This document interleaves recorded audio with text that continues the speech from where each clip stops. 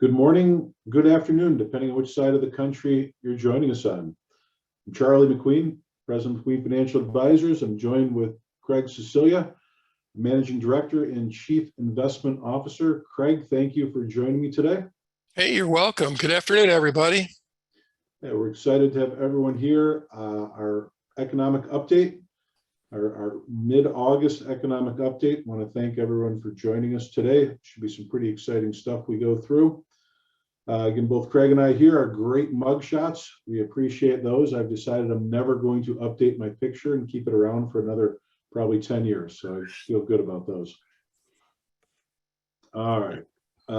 Just a couple housing things here. And, actually, as I should go back, it is exciting to have Craig here. Craig is responsible for all of our investment activities, all of our investment portfolios, our standard portfolios, bond portfolios, and our other equity-based portfolios.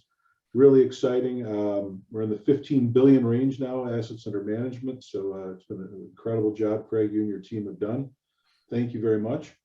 You're welcome. And it's a great team of advisors and great partnerships with clients all over the country. We also thrilled that we're not on the call with us, but our teams that represent our advisory business and also our interest rate risk management, where we're excited. We're doing a lot of time with our CECL kickoff right now. Our team is working quickly, an online CECL solution for our clients. So super excited about that. And if you are in need of help with CECL, please reach out. Time's ticking as we're getting closer and closer to the January 1 of 2023 kickoff on CECL. So hopefully everyone's prepared. If not, please reach out to your MFA advisor and they can get you some good information on that. So a couple things, just a little housekeeping here today. There is a Q&A button on the top of your screen or bottom, depending on which version of Zoom you have. Please move your mouse around, find it, click on that, ask a question. We're happy to answer them. We'll be answering them throughout the presentation or at the end, whatever is appropriate in timing. Today's webinar is also being recorded. It'll be posted to our YouTube channel. Please reach out to your advisor. We can get you a link to the video and or a link to our YouTube channel. So with that, it's nice to know that we're now YouTube stars, Craig. Pretty exciting. My kids are proud of me, and as well as you, Charlie. Well, thank you. I did tell my daughter the other day I am a YouTube star, and she said, no, I'm not, and walked away. So I don't know, maybe your kids have gotten past that age, but love it. Well, speaking of kids, the first thing we want to talk about is the troublesome thing in the world. And all the problems start off with this first graph. I always love our choice of words when something turns one direction or the other. I'm going to say massive swing. You'll probably say a minor adjustment here, but I want to point out the positive here. Yes, inflation is rip-roaring. The consumer price index at 8.5%, ex-food and energy at 5.9%, PCE at 4.79%. Those are all bigger than the 2% number the Fed wants as kind of the top end, or the goal, the target inflation. But they're all down a little bit, Craig. Isn't that positive? Yeah, it's definitely a positive, and I love your analogy, the massive turn, right? The worm has turned. It's interesting. Even as late as this morning, we had the retail sales came out, and it's funny just reading all the various stories coming out. Some said it was just a good quarter or a good month, and another said it was lackluster. And which means unchanged from month over month. But in reality, if you factor in inflation, retail sales is actually down for that month of July. So but that little turn actually is going to give us some reprieve and allow all of us to reallocate some of our money away from the gas tank to something a little bit more fun or useful or necessary. It is good to see at least moving downward. Inflation has been troublesome. The cost of food, the cost of gasoline. I worry that it's a blip like we had back earlier in 2022 here, end of 2021, where it did blip down a little bit. But I do know, and we're going to see a chart on gas prices, that has been something that's really been helping the consumer quite a bit. Sure has. So one of my favorite charts, I know not one of your favorites, but I like to watch PPI. We actually encourage good debate internally and with all of our friends and clients.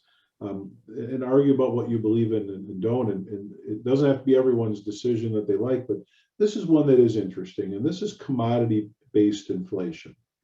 And one of the things we've seen is with some of the logistical problems with COVID, it's been difficult to move commodities around. The higher cost of diesel has made it more expensive for commodities to move around. And then add a little war on top of that, that adds a problem here. But for me, I'm looking for positives today, and I see here, the price of commodities has come down a little bit also. Yep, and it's really nice, as you mentioned, a little war that kind of always puts a damper in current economic conditions domestically here. And when we saw the little bit of a green glimpse, and I say green because it's a green light or a positive thing, going back to McConaughey's book, Green Lights, the green light there is that Ukraine was able to make some shipments, right? Which is really a positive going towards, because they're a big exporter of fertilizer and wheat, right? Yeah, so you're right. We're not, we don't see completely eye to eye on the relevance of the PPI, but it is extremely relevant when you're looking into what's going to be passed upon to the consumer is what is affecting the producers, right? Yeah. Yeah. Well, and with that, what's affecting the consumers, again, a little bit of a positive glimpse here. Crude oil prices went through the roof. A lot of geopolitical things. There's a lot of political things in our country that have caused negative outcomes here. The U.S. has been effectively break even on utilization of crude oil and creating it, finding it, drilling for it. Obviously, the world went through some shocks here, but it looks like we're getting back to, I wouldn't say reasonable at $90 a barrel. That's not what we want, but it's sure beats 110 and 120. Yep, absolutely. We're hoping that we'll continue to see things come down a little bit. I know that some U.S. producers are kind of hurting from financial decisions they made with hedging, and that could be a little bit of delay in movement in some of the domestic, Texas crude prices, WTI. Yeah. And one of the things that's interesting to me is we talk about inflation. A lot of the numbers we really focus on is X food and energy. But even when you take energy out, when Amazon stopped by my house yesterday and dropped off a wonderful package, there was no shipping cost. But it was amazing that product I bought cost a couple dollars more from the previous time I bought it. And so gas prices, here it's a nice graph of, and diesel prices, as they go down, inflation will go down overall. And as they go up, inflation will go up overall. Some economists believe as high as 50% of the inflation that we see not in food and energy is related to food and energy. A great contested topic. So I'm going to go with the path that any reduction in gas prices is positive. And I do think we'll see the outlook of people even better with gas prices declining here. Yeah, I agree with that 100%. This chart does show that we spiked all the way up to $5 a gallon on average across the country. Now we've dropped down just as quickly as the one side of the TP went up to 5, the other side of the TP's come back down to 4. So still expensive gas, but better than where we were just a few weeks or month ago. So, another thing that happens with inflation and logistical problems, and we talk about supply and demand, and with gas, we looked at the supply and demand, and diesel. We're shipping a lot of diesel and gas to Europe right now as they're cut off from quite a bit from Russia. What happens? Well, we also have supply and demand in labor, and there's a lot of people that are looking to move up into different jobs, and there's a lot of jobs without things being filled, and there's also a lot of expense. And so here we're seeing construction permits. Now that they've bumped up a little bit here, but they've been relatively low considering the housing values we see today. Yeah, just even with the higher interest rates, there still is some demand there. We have that supply demand issue that's going to continue to keep the housing prices elevated, right? We don't expect a big crash on values. I think I might be a little bit ahead of the curve here on talking about home prices. Yep. But there is a little bit of, I would expect this to be a little bit stronger, even with the elevated mortgage rates that we're experiencing. And I appreciate that as we'll get into a housing section, but as we think about the, the effects to supply and demand, and this does affect it, but I do think your comment about housing and, there is more demand. So we are going to continue to see mortgages be written, not refinances at the pace they once were, but we're going to continue to see mortgages written. But also from a supply and demand issue, we are definitely seeing some issues in the automobile world. If you think about this, we've gone from close to an 18 million annualized pace to, a 12 million or 14 million. We're talking about, a 25% reduction of production, 25 to 30% reduction of production. I love it, kind of rhymes there. And then no inventory. And this is, a lot of this is the capacity to get chips for cars today.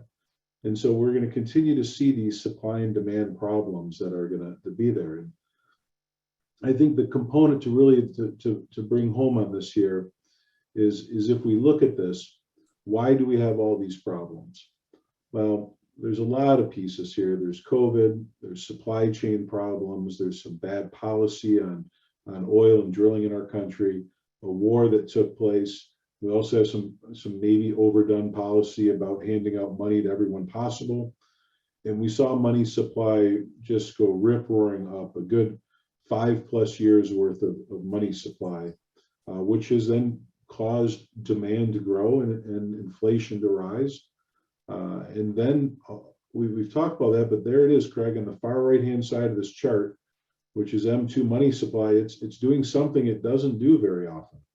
It's made a right-hand turn. It's going down. If you're in NASCAR, you'd be in the stands. You're supposed to turn left, right? Yeah, and it's having a big impact for most people. I would have to say probably a good 70% of the people on this call, there's not necessarily a liquidity event going on, but the drain of liquidity in the marketplace and the continued demand in the lending world is combining to where it's really impacting a lot of people and making sure that we're planned for liquidity of our balance sheets. And on top of that, the Fed is starting to sell securities. That's going to pull cash out of the system. A lot of moving pieces right now, and we're going to talk a bit about liquidity in a couple of slides. There's something that is changing. So as we leave this section, inflation is here. Hopefully the growth in inflation slows. No one's talking about inflation reversing and deflation here. Inflation is good for our industry. Asset values go up, less likelihood of default. We just don't want too much inflation that people can't afford to pay the bills or buy new things, which then stagnates economic activity. We are getting a bit of that. Hopefully it doesn't become too much, which is the fear of most, and the fear of the bond market.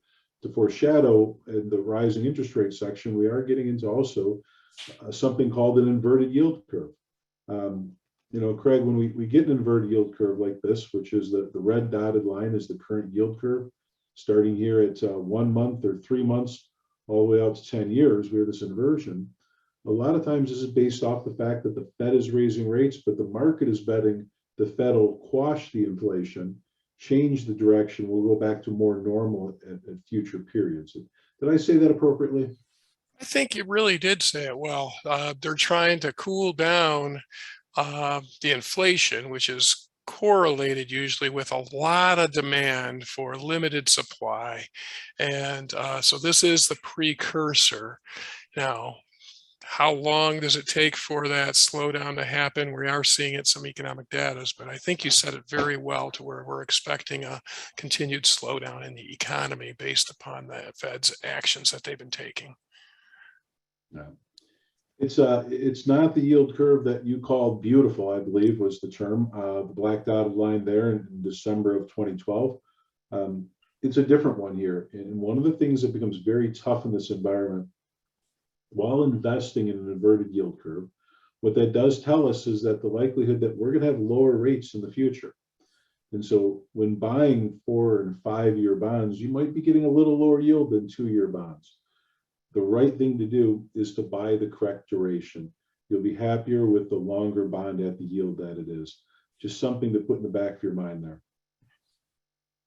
Yeah, I appreciate you saying that, because it just is counterintuitive. But, where a rate's going to be in 12 months from now is really what you really got to think about as well.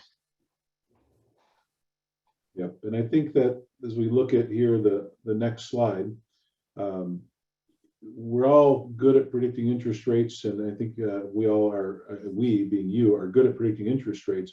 But we also have to remember that things may happen faster or slower than we expect or others expect. We have seen a pretty dramatic reversal of the rate increases that we saw just a few weeks ago. We've obviously come a long way on the 10-year Treasury, all the way down from 50 basis points during the last recession and after it into July of 2020 here, but we've gone up amazingly quickly. Yeah, the volatility is tremendous, and that's what makes a lot of people more nervous about direction of interest rates right now.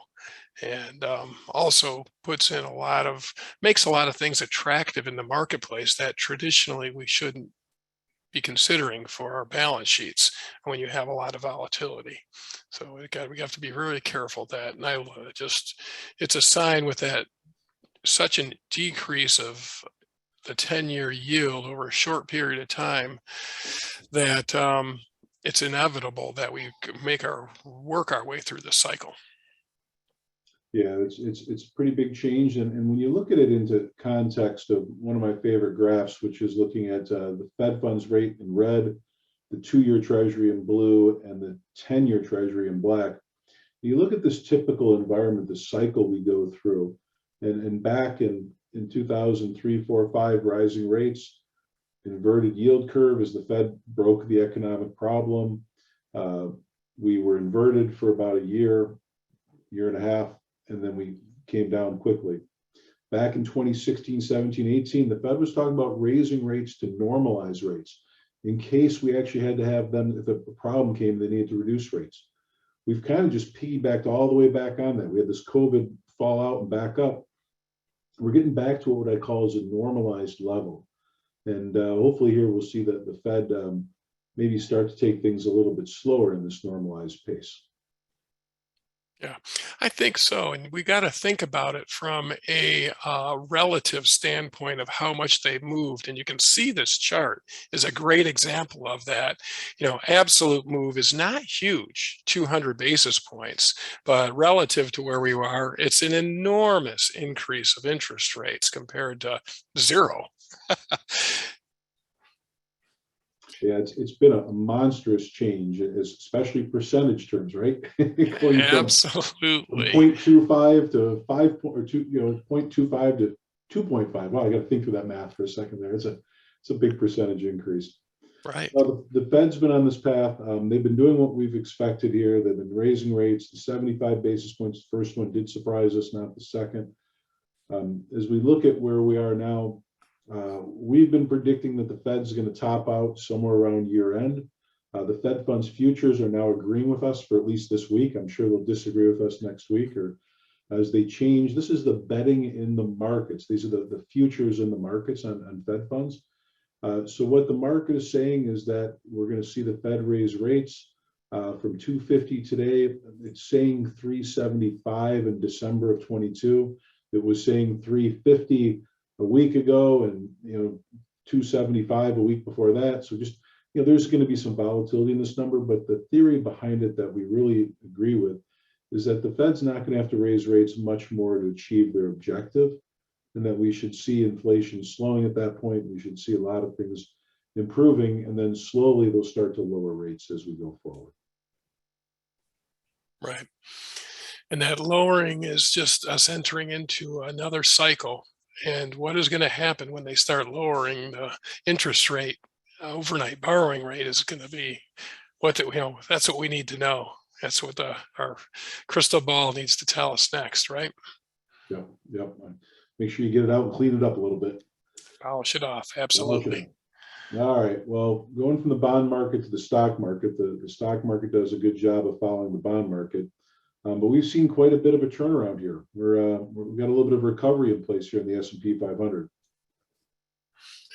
Yeah, the big question is all right, if we're on an interest rate cycle for the Fed to raise rates maybe another time or two tops, and then start reducing, where's the play in the equity market? Is it I think you asked me earlier today about, is there a bottom or is there a false bottom there, right?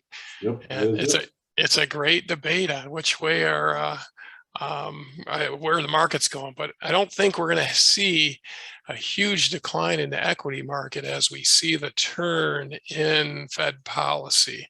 And I think we're close to a bottom. And with this volatility, it's, nobody can predict the exact bottom unless you're, Elon Musk, who's out there always tweeting about buying something, but just kidding, not buying something. I think we're fairly close to that, and there's going to be a lot of value there for investors. Yeah, the S&P says the same thing as the NASDAQ. And so really we're looking like we're hitting a bottom there. One of the things that's near, or upswing, I should say, excuse me, a bottom and upswing.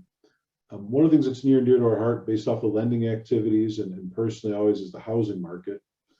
Shifting gears here.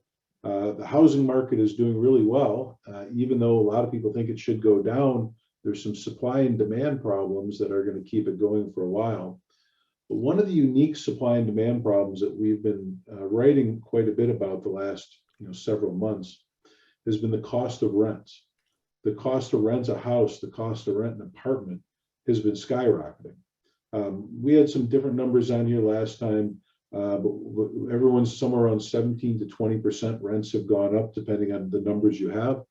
Realtor.com is now showing the median monthly rent has reached a record of just shy of $1,800 a month.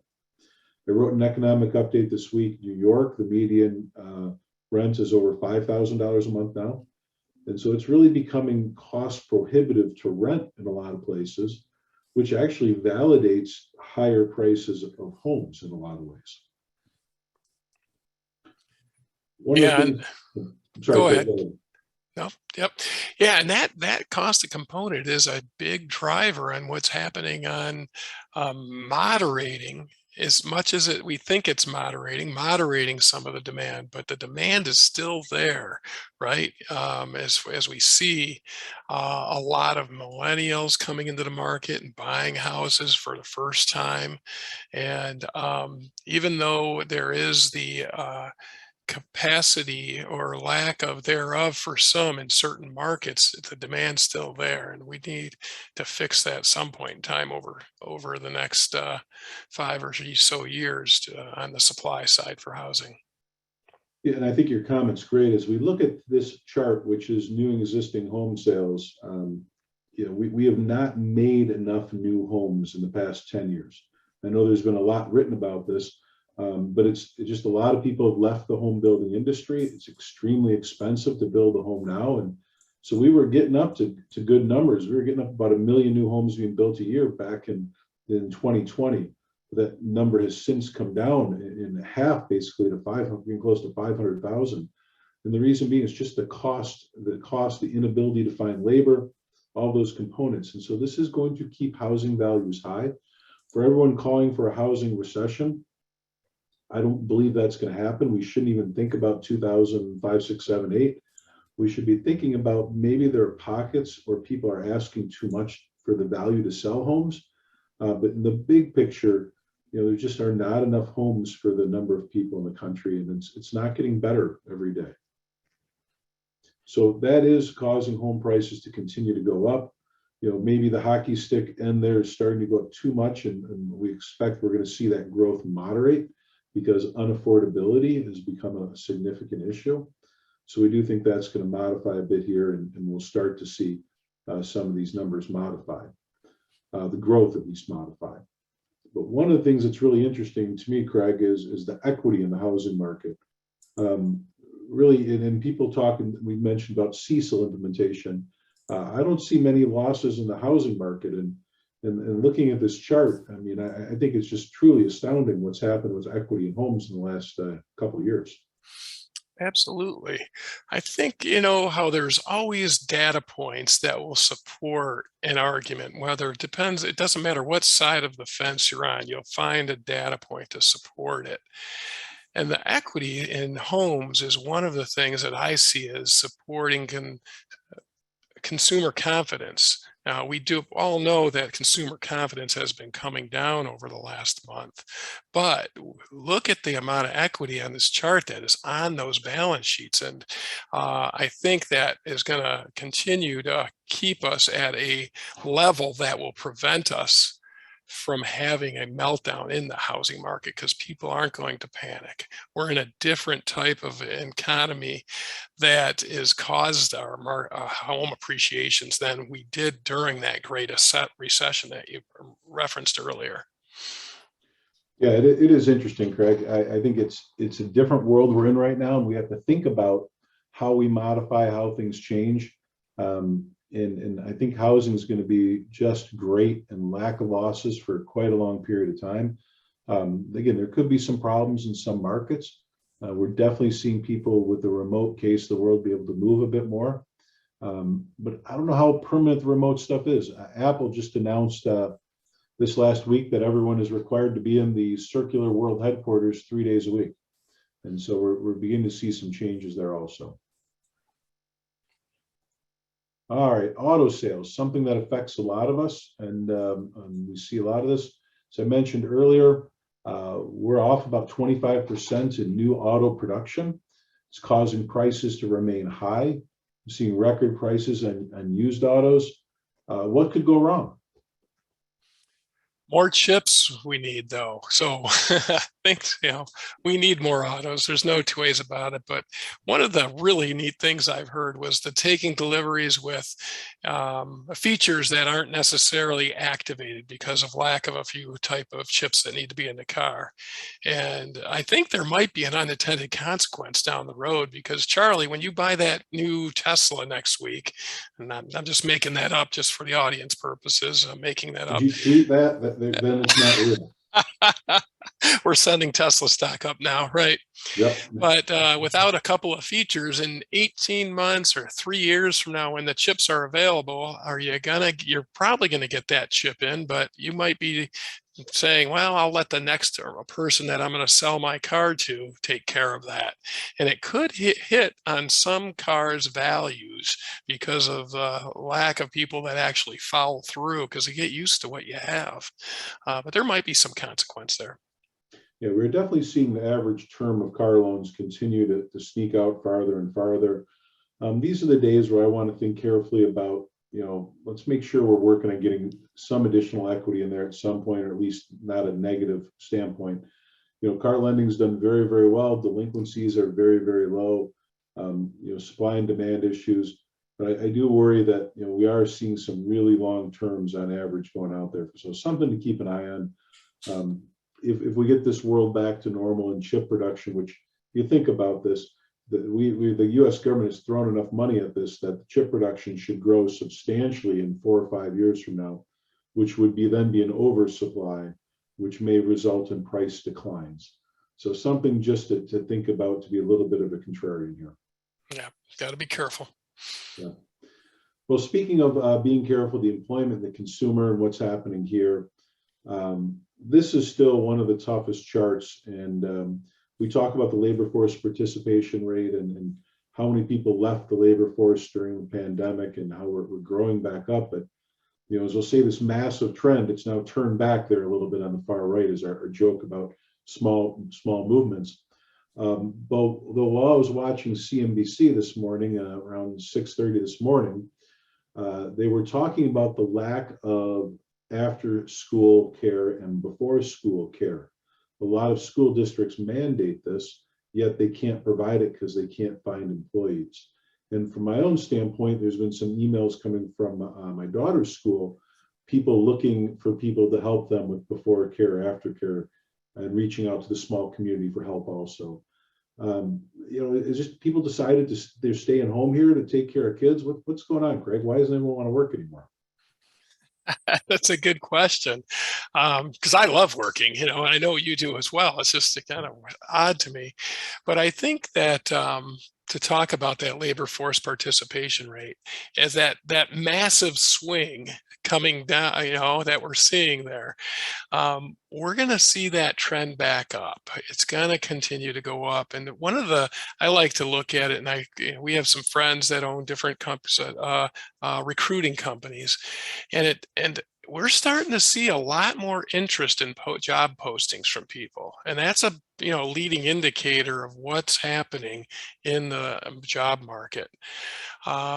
The other thing that I do see is we can go down that path of like the school example is it's a different industry altogether today than it was when we were younger and didn't have gray hair like you and I. Um, I'm seeing, I do have a friend who's a director of a school in Northwest Michigan, and they've got an extra like 1,200 kids this year over last year from other districts coming in. And so it's with the mobility that we have, people are moving around in these districts and putting stress on them. But I think people are going to start re-entering the workforce as we cycle through this third quarter and get into the fourth quarter. I think they're coming in, and I think the unemployment rate might be affected by that.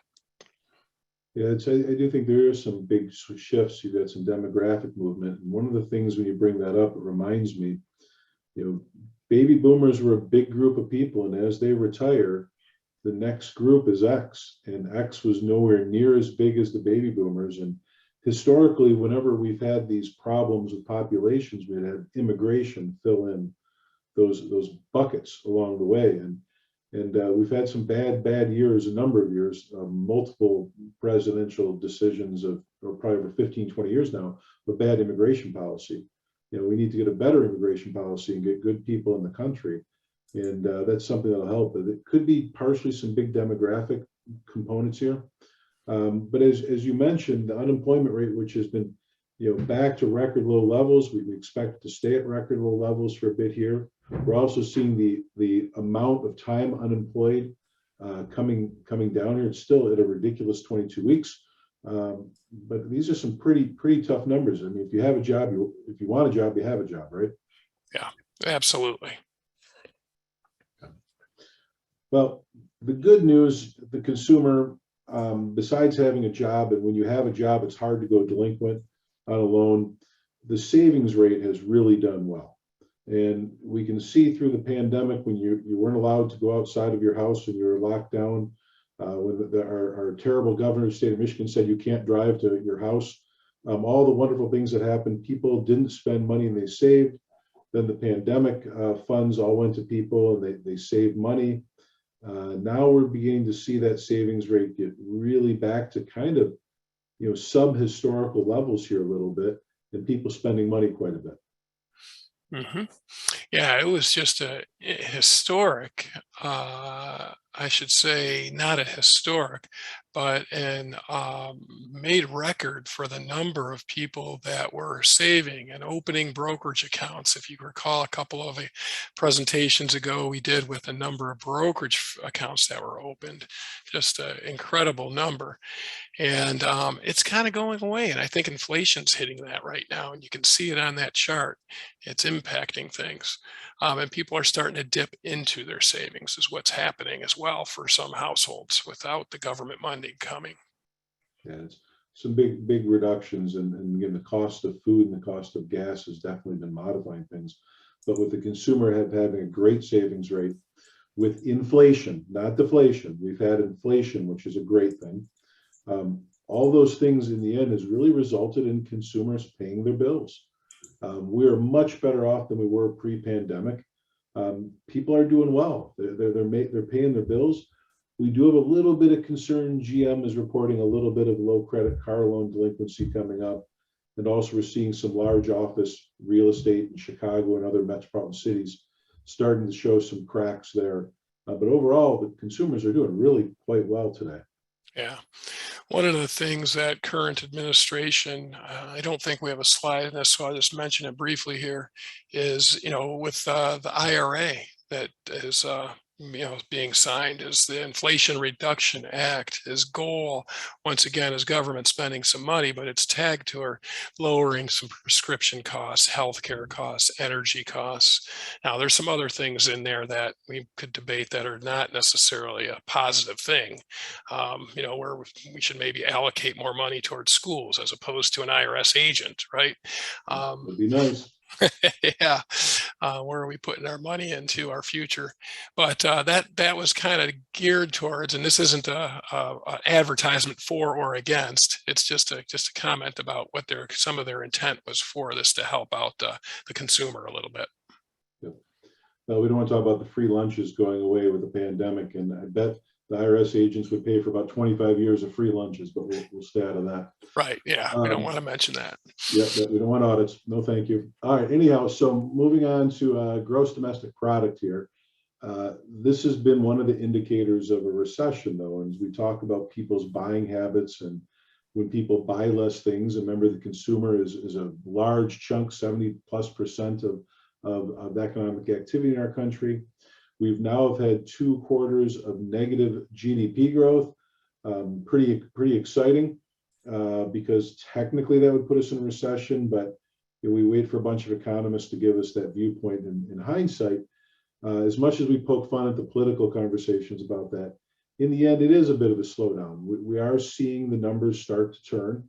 We are seeing things gradually start to slow down. Gas prices come down, supply and demand come down a little bit. So I'm not surprised. It is a very small reduction in GDP, very bouncy, big numbers with the pandemic up and down. But we're getting back to normal numbers. And I don't think we need to read too much more into this, except that it appears that things are slowing a little bit. Agreed. I agree with that entirely. Okay. Well, here's where we get to put you, and of course, if it's right, you, and if it's wrong, you, we get to put you on the throne here of predictions. And we have our interest rate predictions that we published after June 30th with our June 30th economic update, and we've updated the actual to today. Pretty exciting. We're right on path, heading towards our prediction of 3% on Fed funds in September and 3.25 in December. As mentioned earlier, the market's got a little bit higher numbers today, another 25 or 50 basis points more. But what really surprised me about these predictions, number one, I can't spell SOFR, but we fixed that problem. But number two is the fact that the yield curve's inverting a bit faster than we thought. Yeah, that is a little bit of a surprise, and it just has to do with the market's quick reaction to latest and greatest information, economic data releases, as opposed to absorbing it and seeing the trends. And so the market's reacting a little bit quicker to what we feel is going to be the natural path of interest rates. So, but we're not far off at all, actually. No, we're the right direction. So again, what you guys can take from this here, topping out somewhere around 3.25 Fed funds year end. We're looking at prime at 6, 2-year treasury basically where it is today at 3.25, 10-year treasury pretty close to where it is today. We're saying 3.10 instead of 2.90, and the rest of the numbers really not much different at all. We do see a couple of quarters of negative GDP growth, but nothing substantial. It could swing one way or the other.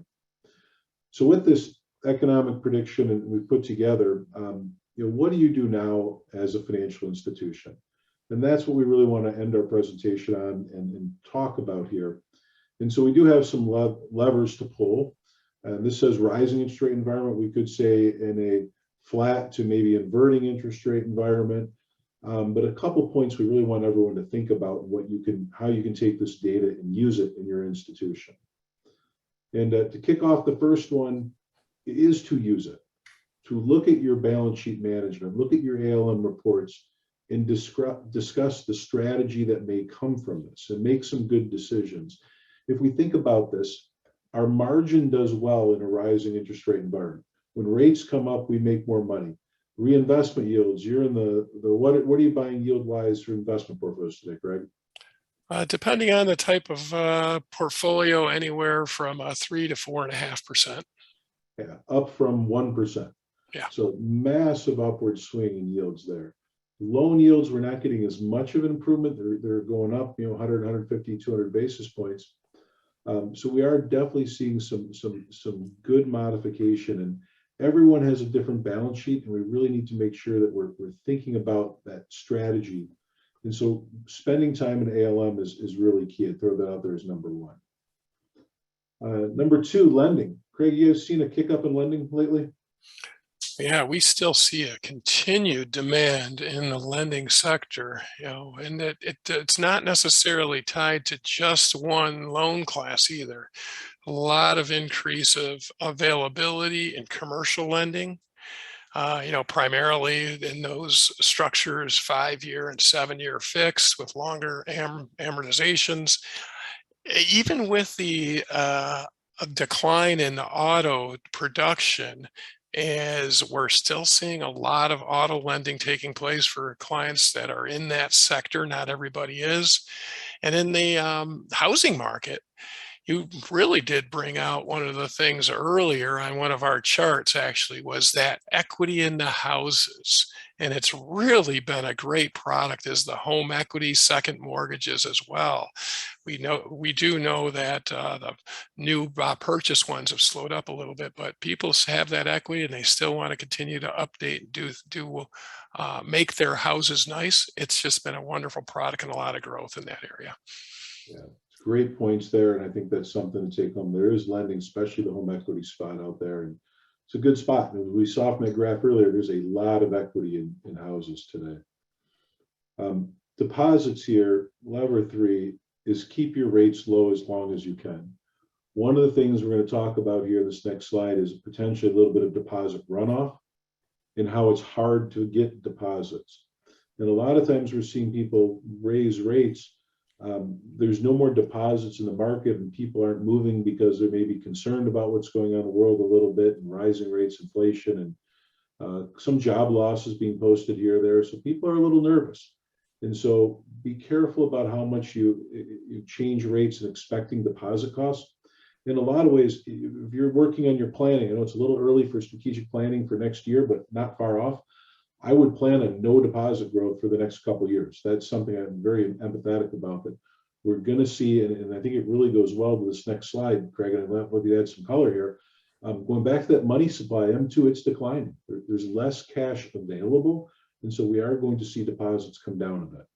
Absolutely. And this goes really hand in hand. And I love how you use the correct words of planning for.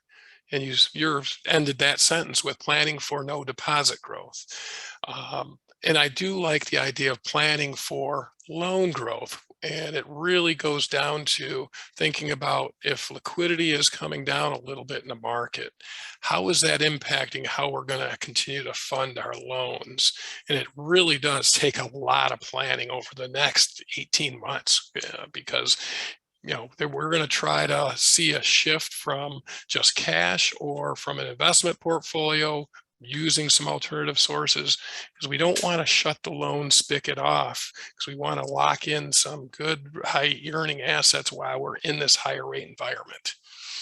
And I think part of that is, I appreciate that, your statement about locking in some of those higher yields. We have to make sure that we're thinking that if we do see the Fed go down the path we expect, and we do see the market go down the path we expect, is 2 years from now, we're going to be in a lower interest rate environment, 2 to 3 years from now.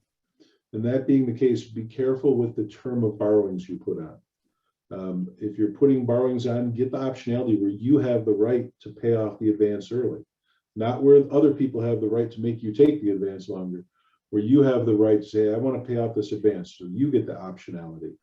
Brokered CDs, you can get that optionality too. You can put callable options. You have an option to call the CD away if rates have declined or you don't want it anymore. So think holistically about structuring your balance sheet in your best strategy. I get on top of the soapbox on a regular basis and talk. It makes me old. I said soapbox, but I get up my soapbox all the time. Talk about negative convexity and how I don't want negative convexity. I want positive convexity. I want to control my balance sheet, not have other people control the asset side or the liability side of my balance sheet. Yeah. I like that.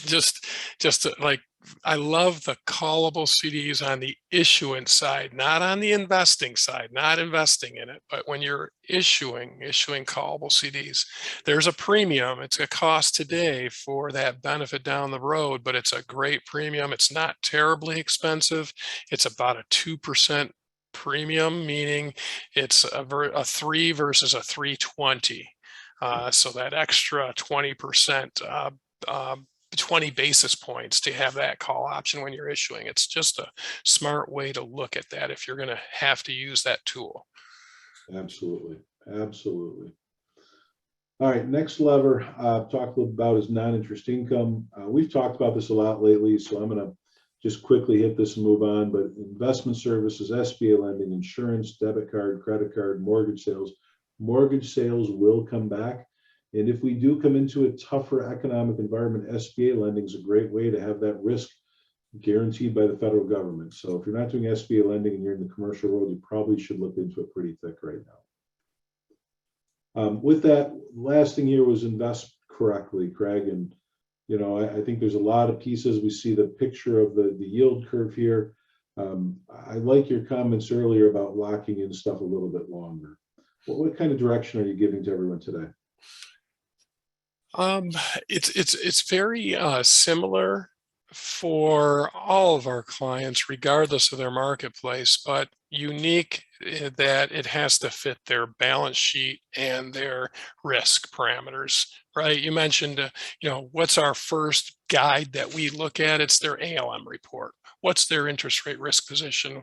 And, you know, what's going to happen if we are locking in something longer on either side of the balance sheet. But for the investment side, if it's tolerable from a risk standpoint, from a modeling, we like to lock in a little longer duration right now without having the optionality of that asset disappearing or being called away. Non-callable investments is a great example of something of that nature. We're going through a cycle, so we do like spreads that are widened, but you have to be careful to make sure that you were not getting into something that could deteriorate in a lower rate environment, right? The other thing we like, you know, to look at is we've made a little bit of shift away from just something that's really negatively convexed into, say, the mortgage market to, say, a CMO market where you can really have structured CMOs that have good lockout periods, buffers against prepayment speeds going up, using those types of securities as well. But ultimately, we want to limit the amount of negative convexity, get in non-callable, non-amortizing products as much as possible on the balance sheet. Yeah, I appreciate that. And you're really thinking about, if you look back at that chart there and you look at the last couple of high points of interest rates, you know what follows. And it doesn't have to match it perfectly. No, we could be at this rate for a little bit longer than we expect. But we also have to remember the theory of relativity. Millennials have never seen a 5% mortgage rate till now. And so that is going to be really detrimental to people's mindsets when they're used to 3% mortgages. So with that, I want to wrap up this section. We've got a couple of questions that come in that we're going to want to address here. But just to think about this, balance sheet management is the most important thing. Keep lending, keep deposit rates low as possible. Non-interest income and invest correctly really is the keys to success here. And so one of the questions that did come in, Craig, was, you know, because of deposit runoff, funding loans is an issue. I've not heard this in the past half hour. How do we manage this? You know, what do we need to do? We don't want to turn off the loan spigot, but, you know, this one was specifically referring to used auto being very high right now.